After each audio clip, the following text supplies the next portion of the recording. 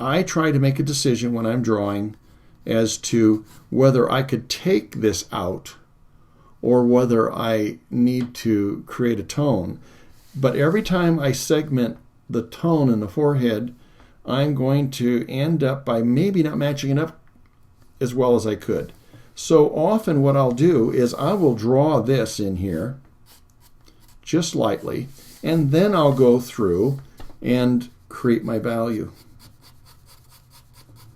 If it's important for me to know where the hair is, and most often, as you all know, I don't put it on until the last.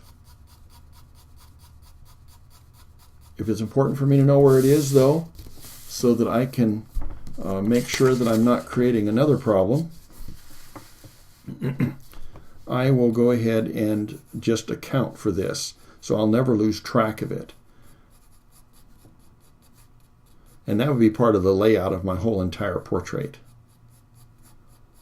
I always want to try and get the proportions down, know where the outside perimeter of the head is, any detail that is going to be important, like where the hair falls down. Maybe get my hair direction. You may not be able to see this well, but I'm going to have it coming back into the scalp like a normal scalp line, and not just be a line here like she has a wig on or something. Okay, so now let's come up here. Now to get my stroke, I think I had enough on here that I could at least start getting some value. And like I said, this isn't going to be totally accurate, but at least it'll get us something that we can start feeling comfortable about using our tapered stroke for the hair and committing a little bit more.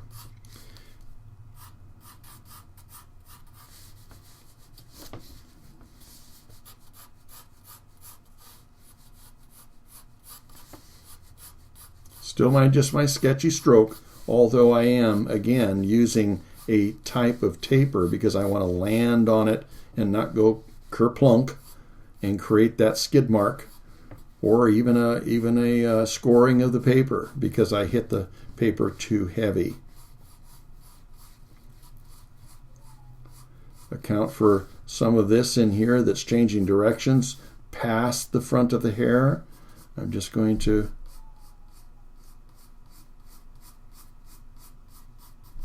try and get some value in there.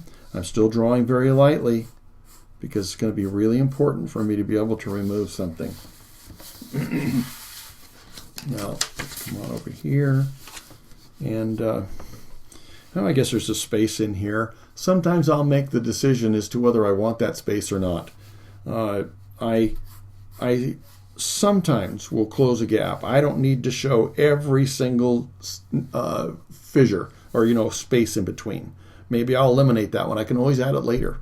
And I'll just go with the thing that's not going to interrupt my stroke any more than I have to, and then come back in and decide how I need to modify it. But I don't want it to become confusing. Simplicity, detail is great, but simplicity, how it reads, is going to make a big difference on how much information there is in there that's maybe confusing.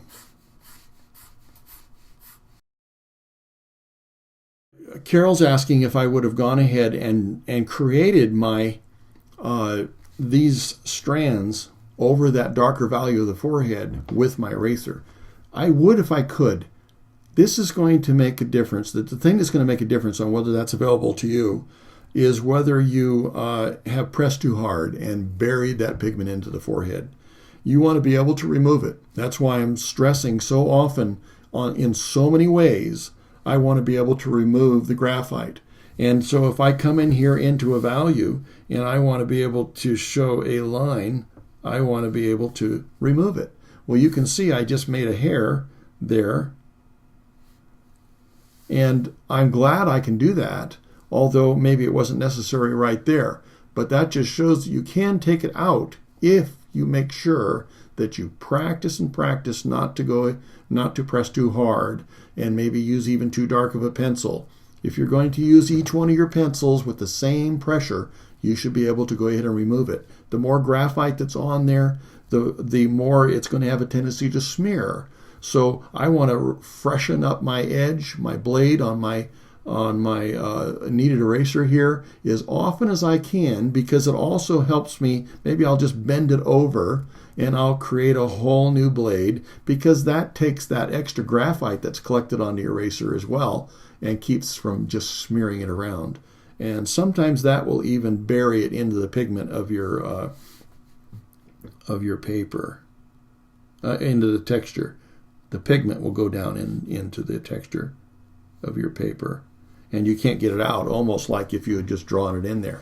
But you can see what I just did here. Now I want to modify it so it isn't so bright at the top, but I have the opportunity to come in even in these places. Let's just say if I wanted to maybe show a strand across here. Look at how easy that came out. And I want to make sure that I have that option. These are some of the things that add life and depth to your drawings. You don't want to do that and just create confusion and chaos, but you want to be able to have that option of utilizing this kneaded eraser. It's such a valuable, wonderful tool if I put my pencil on right.